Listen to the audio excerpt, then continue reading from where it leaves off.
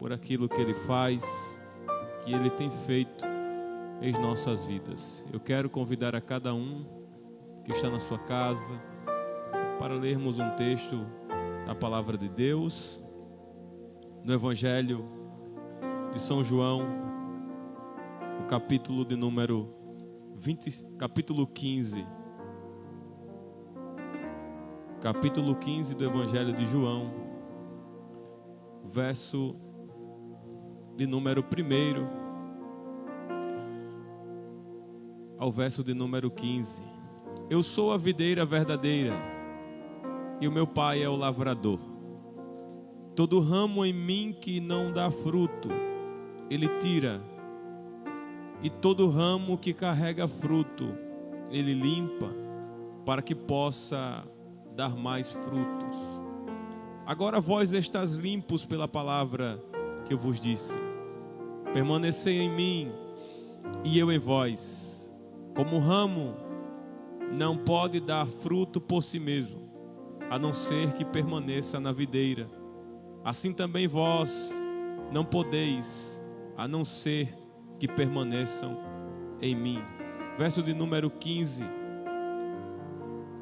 e 16. Já não vos chamo servos, porque o servo não sabe o que faz o seu senhor. Mas eu tenho-vos chamado amigos, porque todas as coisas que eu ouvi de meu Pai vos tenho feito conhecer.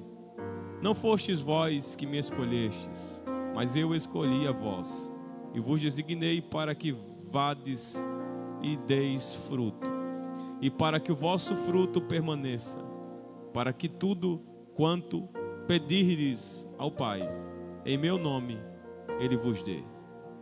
Eu quero louvar a Deus pela vida do nosso querido pastor do campo, pastor Arnóbio Tavares, e toda a sua família, no nome de Jesus. Meus irmãos, eu quero falar nessa manhã sobre escolhidos para dar frutos. Nós estamos diante de um evangelho simples, mas um evangelho marcado por ensinamentos de Jesus. João, que é o autor do seu evangelho, autor da primeira, da segunda e da terceira epístola que carrega seu nome, também é autor do livro das Revelações, do Apocalipse. João, por sua vez, diferente de Mateus, Marcos e Lucas, ele apresenta Cristo de uma forma universal, que alcance tudo e que alcance a todos. Quando João aqui, ele trata acerca do capítulo 15, João, ele vem com o intuito de revelar que havia um propósito em Cristo. Este propósito é uma ordem de Deus, mas não é dada pelos profetas Daniel, Ezequiel, Jeremias, Sanfonias, Malaquias, Ageu, Naum, Abacuque, Miqueias, Isaías. Não.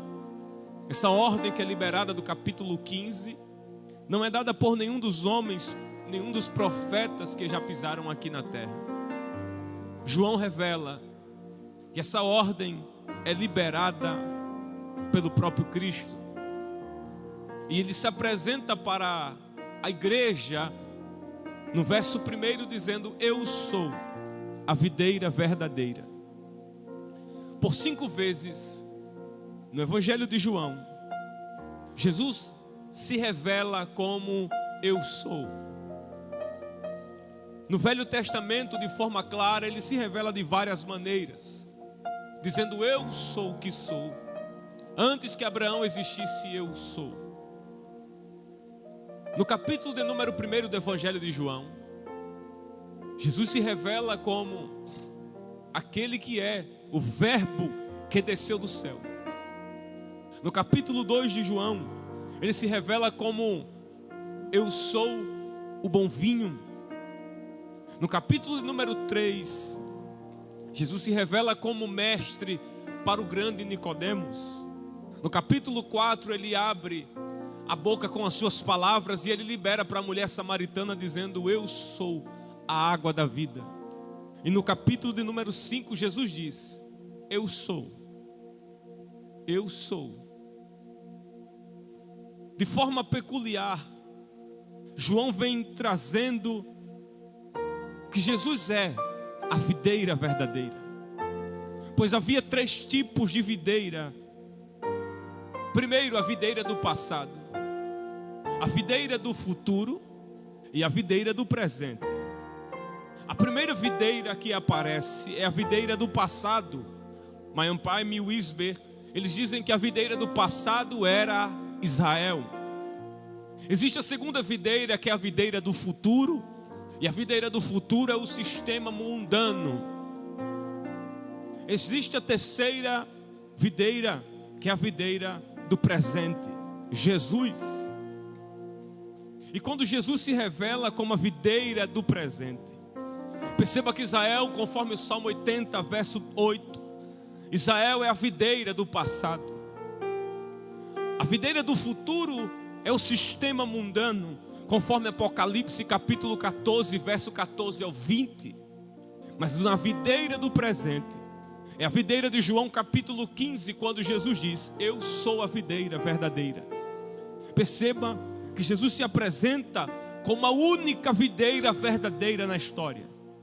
E as demais videiras, elas não passam de ser apenas uma cópia daquilo que é traçada por uma fonte de videira verdadeira. Jesus, ele revela aqui que ele é a única videira verdadeira na história. E João deixa claro que o seu pai, ele é o agricultor ou o lavrador, aquele que tem a responsabilidade de fazê-la crescer, de fazê-la prosperar. O agricultor aqui, ele é o dono da videira. E o que eu acho interessante aqui é que no verso de número 2, o próprio Jesus deixa claro na parte A dizendo: todo ramo em mim que não dá fruto. Há uma totalidade aqui que Jesus revela. Ele não fala no singular, ele fala no plural. Todo ramo que não dá fruto. É interessante isso aqui porque isso alcança quem é grande e quem é pequeno. Essa totalidade que Cristo libera alcança quem é rico e quem é pobre. Alcança quem é bonito e quem não é. O Wisber, ele diz que o ramo é frágil. O ramo é imprestável. O ramo não é capaz de gerar vida sozinho. É interessante isso aqui porque todo ramo que não dá fruto, ele corta. Perceba que Jesus, ele vai dividir 2 grupos aqui. O primeiro grupo que Jesus, ele libera o seu destino, é um ramo incapaz de produzir e que não produz absolutamente nada. Perceba que é um segundo grupo, onde Jesus diz: todo ramo que dá fruto, ele limpa para que produza mais frutos. É interessante isso aqui que João revela para nós no verso 2, porque ele divide 2 grupos. Primeiro grupo, o ramo que produz, e segundo ramo que não produz absolutamente nada. Mas perceba que o ramo que produz e o que não produz estão crescendo no mesmo ambiente, na mesma videira. É por isso que certa vez Jesus disse: não retire o joio junto com o trigo, porque no momento certo nós vamos saber quem suporta de verdade. Nós vamos saber quem vai suportar por inteiro. Um ramo que produz fruto, ele é diferente de um ramo que não produz absolutamente nada. Todo ramo que produz, todo ramo que não produz. Jesus não descarta quem produz e quem não produz. O que Jesus simplesmente, Manhã Pai, meu certo erudito, ele diz que isso aqui é uma revelação de Deus, para que simplesmente algo possa ser organizado. E quem é que vai organizar? Não é a videira. Quem é que vai organizar? É o lavrador, é o dono da videira. É por isso que o primeiro grupo, ele é o primeiro grupo que não dura muito tempo. O ramo que não produz, ele tem prazo de validade. Enquanto um grupo produz, outro grupo não produz absolutamente nada. Os ramos, o ISBE diz que o ramo, ele é simplesmente algo incapaz de gerar vida por si só. É algo imprestável. O ramo, ele é incapaz de produzir absolutamente nada sem que ele esteja conectado na videira. E lá vai. Nós não sabemos, não podemos, não somos absolutamente nada sem que estivemos conectados na videira. Não somos simplesmente alguma coisa porque cantamos, sabemos ou falamos bem. Nós só somos alguma coisa porque nós estamos conectados na videira verdadeira. É interessante isso aqui, porque o ramo é algo frágil, é algo fraco, é algo debilitado, é algo incapaz. Sem a videira nós não salvamos. Nós não temos, nós não fazemos, nós não somos absolutamente nada. Quem disse que aqui tem super-homem ou mulher maravilha? Nós não somos ou não fomos escolhidos pelo patamar elevado que temos, pelo carro que dirigimos, pelo cargo que possuímos, mas foi escolha total dele sobre a nossa vida. Porque Deus simplesmente não erra no endereço, e Deus também não erra na escolha. O ramo é algo incapaz, e eu estou falando nesta manhã para alguém que está carregando a cruz diária e está achando que nunca vai ser, nunca vai produzir, nunca vai crescer. A videira é Cristo, o ramo somos cada um de nós. E o que eu acho interessante aqui é que simplesmente o ramo é algo incapaz de gerar alguma coisa, é algo frágil, é algo simples. Você acha que Deus te escolheu não sabendo das tuas limitações? Você tem certeza que Deus não te escolheu sabendo das tuas falhas e dos teus erros? O Deus dos céus te escolheu sabendo das tuas fragilidades, e Ele não descarta você, ainda que seja algo incapaz de gerar alguma coisa, de produzir alguma coisa. O céu não esqueceu de você. Deus não se esqueceu de você. É um ramo frágil, é um ramo pequeno, é um ramo incapaz, mas o Deus dos céus não esqueceu de produzir algo através de você. É pequeno, mas está conectado na videira. Fala pouco, mas está conectado na videira. Não tem roupa nobre, mas está conectado na videira. Não anda muito bem, mas está conectado na videira.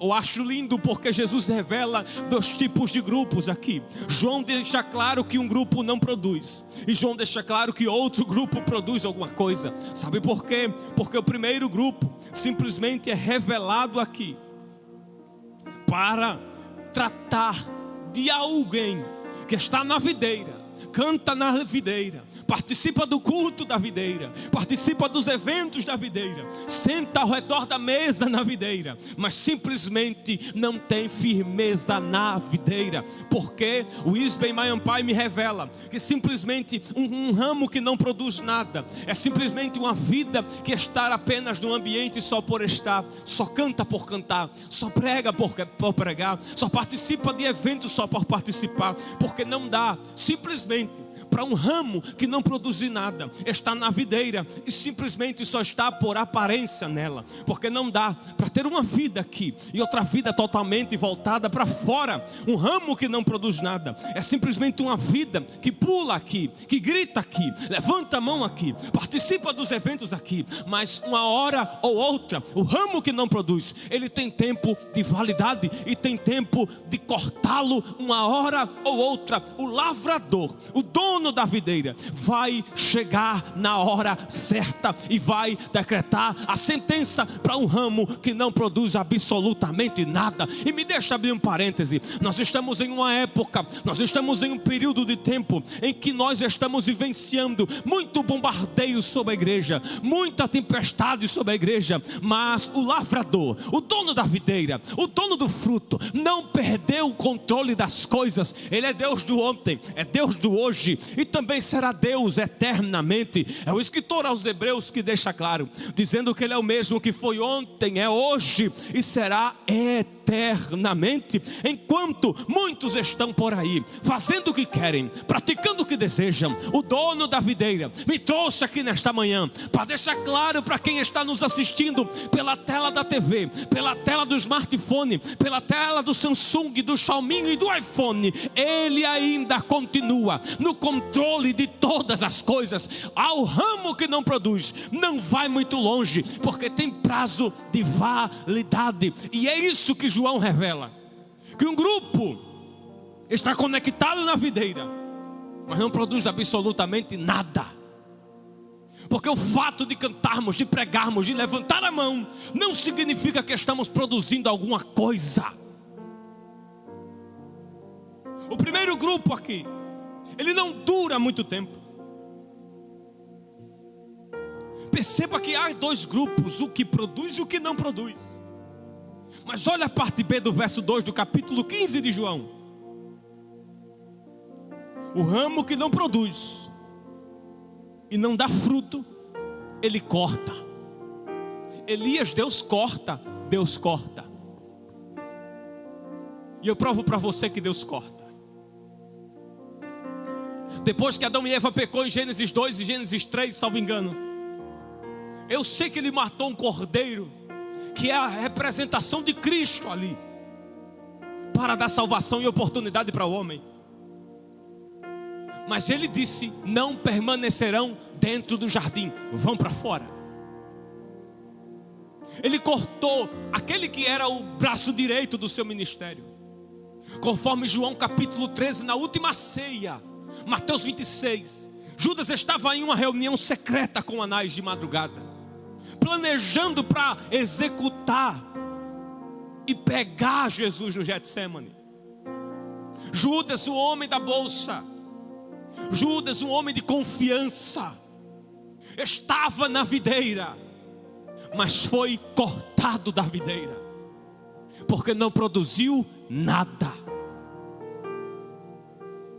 Atos capítulo 5, Ananias e Safira venderam as suas propriedades, foram dar o resto do resto diante dos pés dos discípulos para Deus. Pedro, cheio da graça, olha para Ananias,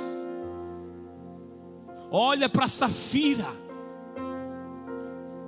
Vocês não mentiram diante de homem, vocês mentiram diante da presença do Espírito. Foram cortados porque não produziram nada. Você lembra de 1 Samuel capítulo de número 3, quando Deus se revela na casa sacerdotal para um moço chamado Samuel, porque o sacerdócio estava corrompido? Tinha Ananias, tinha Ofni e Finéias, tinha Eli, mas já não tinha mais fruto. No campo de guerra, saiu a notícia: Eli, teus filhos morreram. Ofni e Finéias foram cortados porque não produziram nada.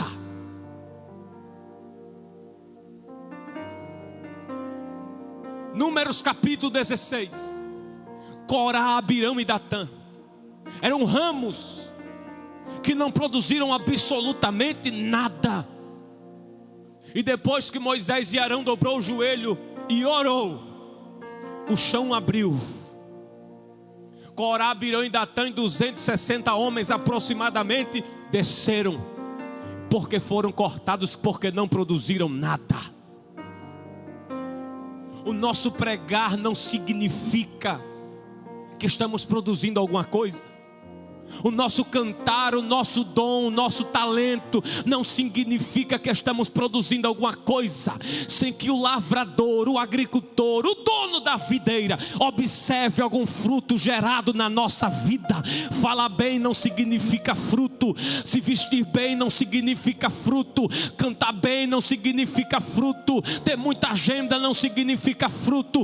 A fruto de verdade é gerado em meio ao testemunho e a caráter na vida. É por isso que simplesmente o dono da videira, ele olha para o ramo que não produz e ele corta. Porque para o mundo ter vida é pular lá fora. Para o mundo ter alegria é passar 4 dias pulando atrás de trio elétrico. É beber até o sol raiar. É usar drogas e voltar carregado pelos amigos. Mas logo o vazio, ele toma conta. Ele bate na porta do nosso coração. Porque a única fonte de existência, de vida, se chama Jesus de Nazaré. Só Ele. Marcos capítulo 5. O grande Jairo, o homem da sinagoga, foi lá até onde estava Jesus e se prostrou para nos revelar: só existe vida nele. Uma mulher que padecia 12 anos de hemorragia, quando ouviu falar que Jesus passaria, ela disse: eu só preciso tocar, porque eu tenho certeza que o que está nele vai curar o que está trazendo ferida para dentro de mim. E me deixa abrir um parêntese. Eu estou pregando para pessoas nesta manhã que estão até fracas, que não estão produzindo nada, mas Jesus é a fonte da tua existência. Você pode procurar alegria na balada, logo a madrugada passa e a tristeza toma conta. Você pode procurar alegria em ambientes improváveis, logo a tristeza volta e toma conta, e volta a tomar conta do teu ser. Mas existe um nome que é sobre todo nome, que preenche a lacuna da tua vida. O nome dele é Jesus de Nazaré. É só Ele que preenche o vazio de dentro da nossa alma. É só a presença dele. É por isso que eu me lembro do salmista, no Salmo 42, os filhos de Corá, por causa do seu pai, eles gritaram dizendo: assim como a corça brama desesperadamente pelas correntes das águas, assim brama a minha alma por ti, ó Deus. A minha alma tem sede de Deus, do Deus vivo, porque só existe vida na presença dele. Ou você não se lembra de quando Davi escreveu um dos salmos e ele disse: vale mais um dia na presença de Deus do que 1000 em outros lugares. O primeiro grupo é o que não produz nada. O segundo grupo é aquele que dão fruto. E olha o que é lindo aqui, porque o ramo que produz fruto, João deixa claro que eles dão fruto, mas eles não são hesitados de não passar necessidades. Não é porque o segundo grupo dá fruto que eles não serão punidos, ou serão poupados de passar processos? Pois é melhor produzir para ser podado do que ser cortado. Eu repito, é melhor produzir para ser podado do que não produzir nada e ser cortado. O processo da poda não é fácil, mas é necessário. E me deixa abrir um parênteses aqui. Você está achando que o evangelho é só marketing? Você está achando que o evangelho é mídia? Você está achando que o evangelho é só postar vídeos pregando, viajando? Isso não é o evangelho. Os discípulos disseram: que mensagem dura. A multidão virou as costas e foi embora. Aí o Pedro olhou e disse, depois que Jesus falou: vocês também querem ir? Vão embora. Eu não vim trazer coroa para a cabeça de vocês. Eu não vim trazer luxo para a vida de vocês. Vocês querem me continuar comigo? Queremos. O que é que tu quer falar, Pedro? Para quem iremos nós? Só tu tens a palavra de vida eterna. Evangelho é cruz. Evangelho é necessidades. Evangelho não é opção. Evangelho é padrão de vida. Eu repito, é melhor produzir fruto para ser podado do que não produzir nada e ser cortado por Deus. Quem disse que no evangelho cabe quem são os melhores?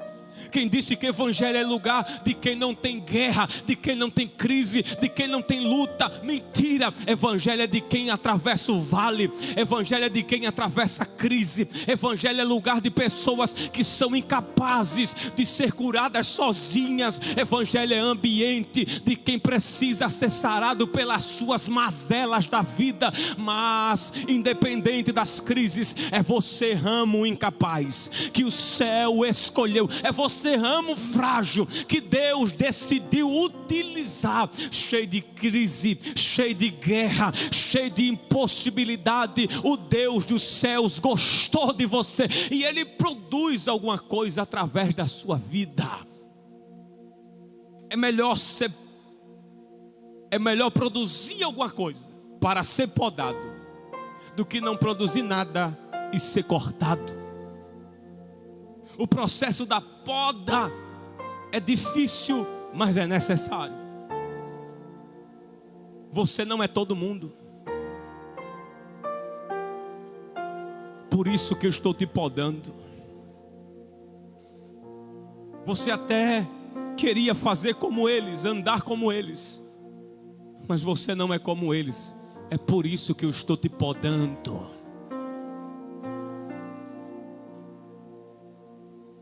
Eu prefiro te podar do que te cortar.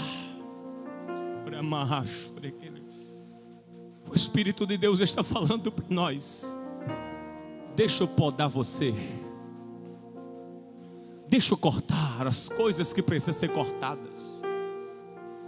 O próprio Deus se revelou a Elias em 1 Reis capítulo 17 e disse: desce para o Querite, porque eu vou te podar. Eu quero te colocar do jeito que eu quero. Você é um ramo frágil. Eu sei das suas limitações. Eu sei das suas incapacidades. Mas mesmo diante das incapacidades, você está produzindo alguma coisa.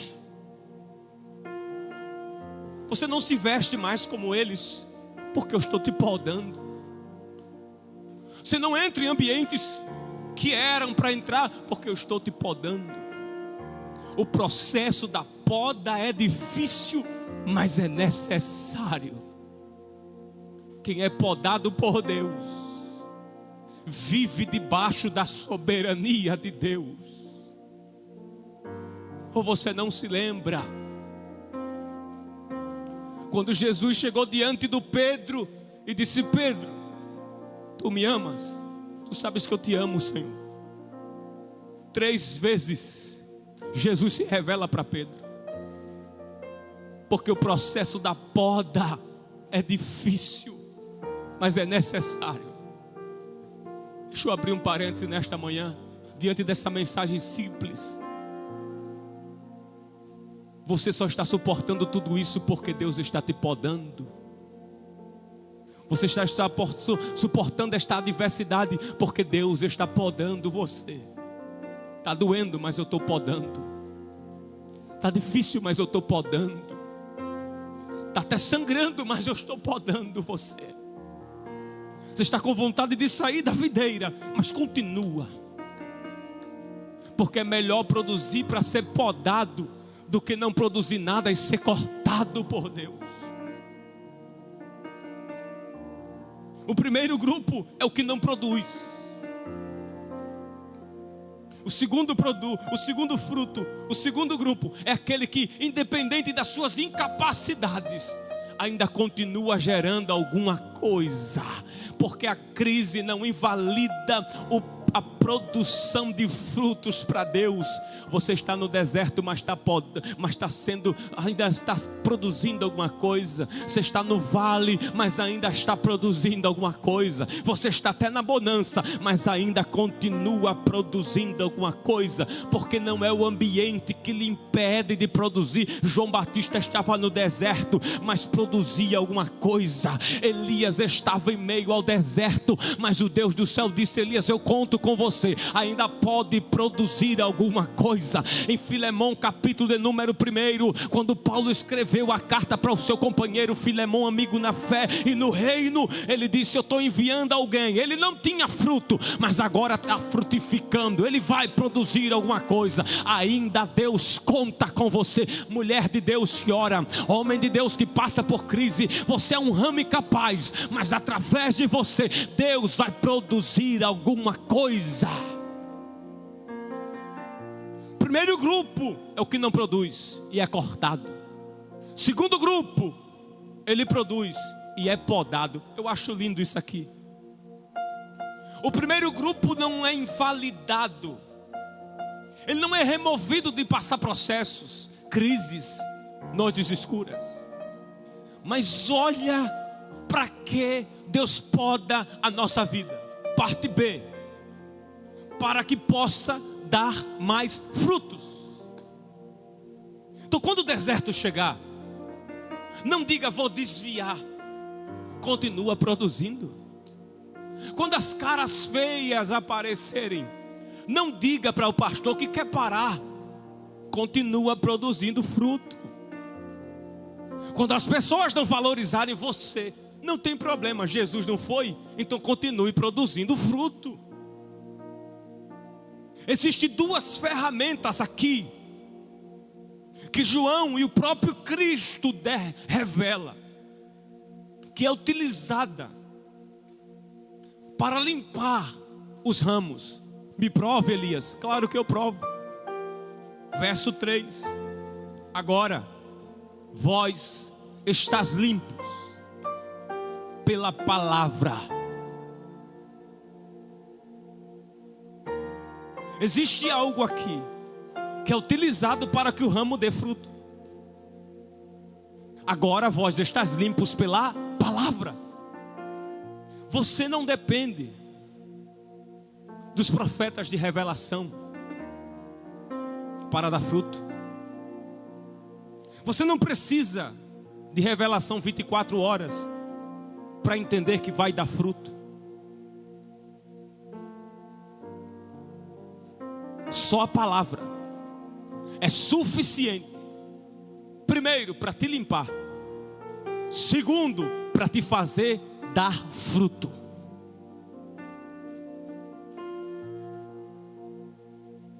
Quem é essa palavra? Gênesis 1. No princípio criou Deus os céus e a terra. E a terra estava sem forma e vazia. E disse Deus: haja. E este haja aqui é a palavra. João capítulo 1. No princípio era o verbo. Verbos é logos. Logos é palavra. Verso 14: e o verbo se fez carne. Quem é este verbo? Este verbo apareceu simplesmente na sinagoga. e disse: o Espírito do Senhor Jeová está sobre mim, e Ele me ungiu para pregar aos perdidos, aos quebrantados, aos necessitados de coração.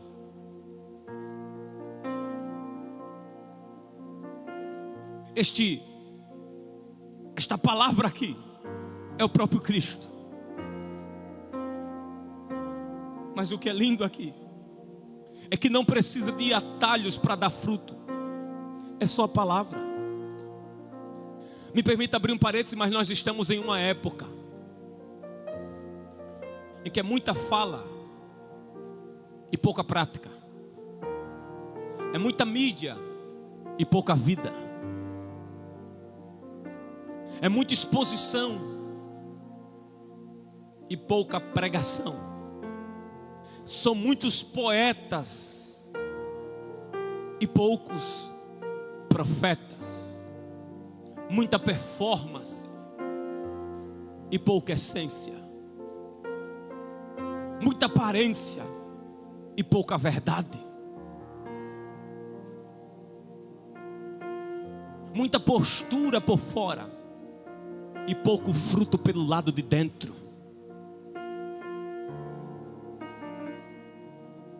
Casa cheia, corações vazios. Conhecedores da palavra, pouca prática dela. Mas existe duas ferramentas de Deus que é utilizada, primeiro, para cortar quem não dá fruto. Segundo, para conduzir limpando o ramo para continuar dando mais fruto. Me prova, João Batista, Mateus capítulo 3. João Batista surge no deserto da Judeia dizendo: arrependei-vos, porque é chegado o reino dos céus. Eu, João, eu só sei batizar com água para o arrependimento, mas após mim, depois de mim, vem alguém aí, ó. Ele vos batizará com fogo. Mas perceba que João deixa claro: toda árvore que não dá fruto só serve para ser cortada e lançada no fogo. O machado está posto à sua raiz das árvores. E toda árvore que não produzir só serve para ser cortada e lançada no fogo. Aí João, depois de sair de cena, há uma segunda ferramenta. E qual é a segunda? A palavra. Prega a palavra para ver se não tem vida liberta lá. Fala da palavra para ver se a tua família não volta para o lugar. Traz a palavra para o centro do teu relacionamento, para ver se o teu marido que está afastado não volta a centralizar os pés na rocha verdadeira. Coloca a palavra lá dentro daquela sala de faculdade, para ver se as pessoas que estão lá dentro não serão libertas e voltam para a presença de Deus antes que o arrebatamento aconteça, como já foi pregado aqui nesta manhã. Fala da palavra, porque é só a palavra que pega traficante e faz pastor. É a palavra que pega prostituta e faz dirigente do círculo de oração. É a palavra que entra dentro do coração do traficante e faz ele largar os vícios, largar as vontades, largar as mazelas da vida e se encher da presença da videira verdadeira. Fala da palavra, é só a palavra que limpa. Vós estás limpos pela palavra. Durante 11 vezes aqui, João revela por que nós precisamos estar limpo para produzir mais. E ele deixa claro, a ferramenta é a palavra. É muita profecia. Todo culto, 50 revelação.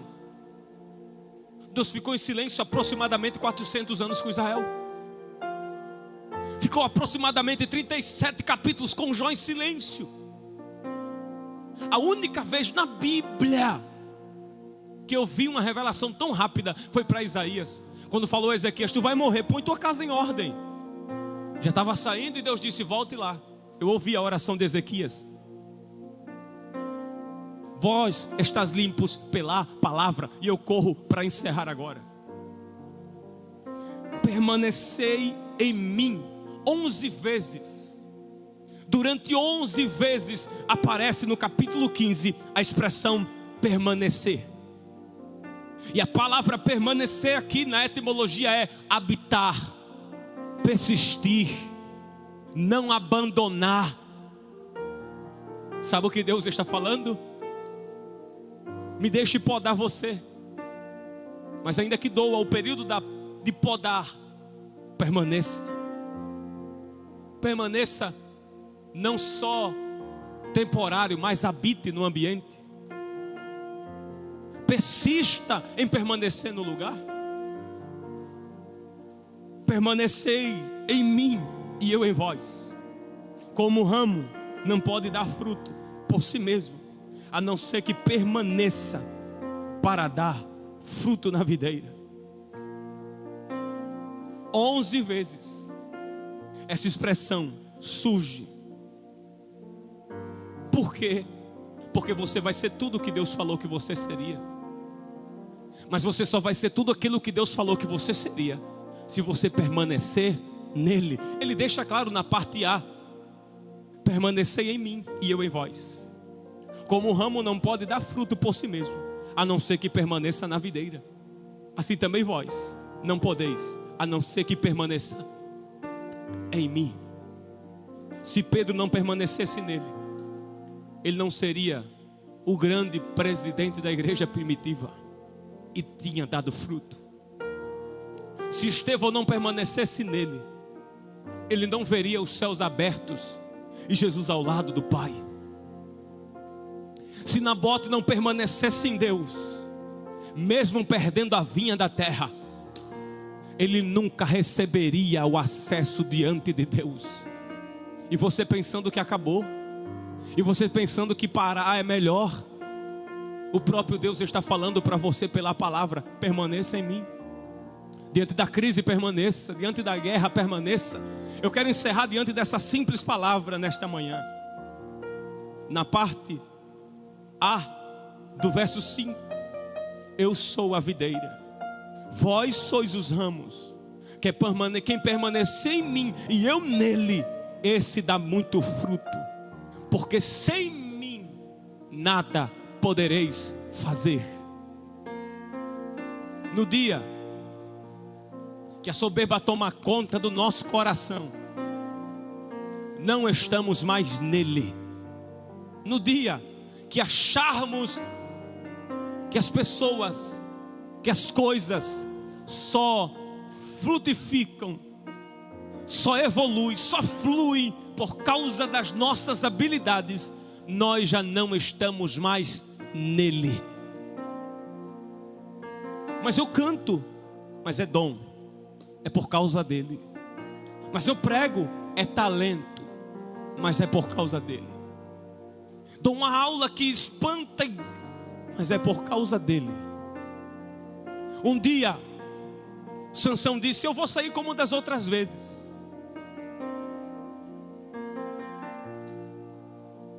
Não sabia Sansão que o Espírito do Senhor já havia se retirado dele. Saul perdeu a presença do Espírito. Ainda tinha coroa, mas eu prefiro perder coroa na cabeça e continuar com a presença do que ter coroa no trono sem a presença de Deus na vida. Jesus deixa claro aqui: vocês até podem alguma coisa, mas só comigo. Vocês podem abalar o ambiente, mas só comigo. E eu encerro isso aqui agora. Só podemos permanecer nele se primeiro estivermos adorando junto com ele. Segundo, se estivermos meditando na palavra dele. Terceiro, se estivermos trabalhando para ele. Sabe o que é lindo? E eu encerro de verdade agora. Nós por si só não conseguimos fazer nada. John Wesley, certa vez, ele disse: antes de Deus fazer uma obra através de você, primeiro Ele fará uma obra Ele primeiro fará uma obra em você. Não podemos fazer nada, não podemos produzir nada sem que antes Deus faça uma obra em nós primeiro. E eu encerro no verso 15, quando Jesus disse: não foi vocês que me escolheram, foi eu. Deus nos escolheu sabendo que a gente é um ramo frágil, incapaz de produzir nada, mas que por causa da escolha dele, nós conseguimos fazer alguma coisa. E eu quero agradecer a Deus nesta manhã por essa oportunidade. E eu quero que você que está aí nos assistindo pelo chat, digite: eu quero voltar para Jesus, eu quero voltar para essa videira, eu quero voltar a produzir fruto, porque sem mim nada podeis fazer.